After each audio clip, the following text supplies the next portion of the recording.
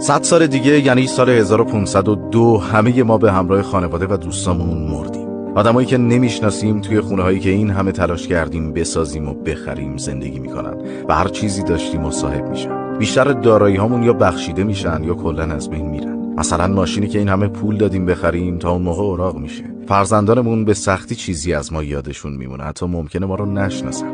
آخه کدوم یکی از ما پدر بزرگشون رو یادش میاد؟ بعد از مرگ اطرافیانمون فقط برای چند سال به یاد ما میمونن و بعدش فقط یه عکس روی دیواریم. هیچ کس نه دلش برای ما تنگ میشه نه به یادمون میافته. 10 سال بعد به کل به فراموشی سپرده میشیم.